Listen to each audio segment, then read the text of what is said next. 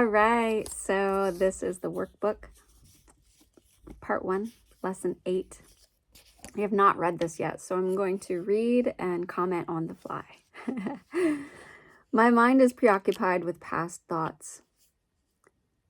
1. This idea is, of course, the reason why you see only the past. No one really sees anything. He sees only his thoughts projected outward.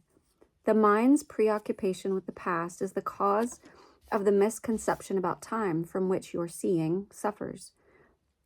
Your mind cannot grasp the present, which is the only time there is. It therefore cannot understand time and cannot, in fact, understand anything. 2. The one wholly true thought one can hold about the past is that it is not here. To think about it at all is therefore to think about illusions. Very few have realized what is actually entailed in picturing the past or in anticipating the future. The mind is actually blank when it does this because it is not really thinking about anything. 3. The purpose of the exercises for today is to begin to train your mind to recognize when it is not really thinking at all. While thoughtless ideas preoccupy your mind, the truth is blocked. Recognizing that your mind has been merely blank rather than believing that it is filled with real ideas is the first step to opening the way to vision. 4. The exercises for today should be done with eyes closed. This is because you actually cannot see anything, and it is easier to recognize that no matter how vividly you may picture a thought, you are not seeing anything.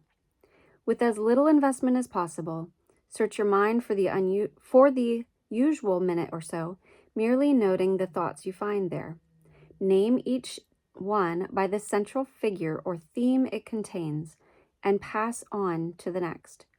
Introduce the practice period by saying, I seem to be thinking about, and fill in the blank. 5.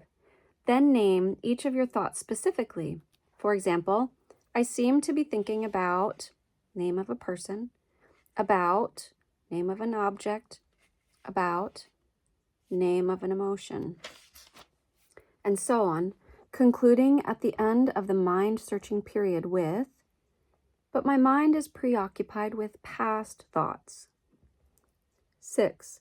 This can be done 4 or 5 times during the day, unless you find it irritates you. If you find it trying, 3 or 4 times is sufficient. You might find it helpful, however, to include your irritation or any emotion that the idea for today may induce in the mind searching itself. And that's the end of the lesson. This is actually a glorious lesson. I'm thrilled with this because I have found that in recent months and seasons that really the mind and the thoughts can be quite tormenting. And I've often questioned, where are these thoughts coming from? Where are they coming from? And why are they here? And why are they so repetitive and noisy and loud?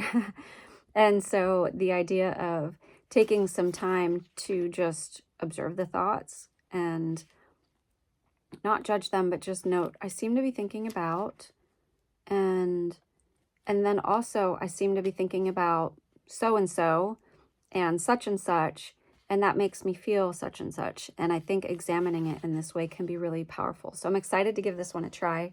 I'd love to hear your thoughts, any experiences you have with this, and to realize that your mind is preoccupied with past thoughts. That's going to be a powerful thing in realizing that we don't have to hold on to those thoughts.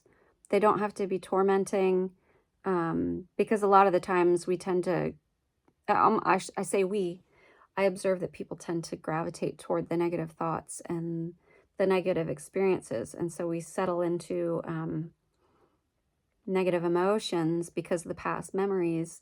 And some people are more prone to the negative ones. And I know a couple people who are prone to positive ones, which is awesome. But nonetheless, this is still the past. And rather than living in the present or this current experience, we do that over and over. So I hope this blesses you. I'd love to hear your thoughts and what you experience as you do this exercise. All right, have a blessed day. We'll see you tomorrow.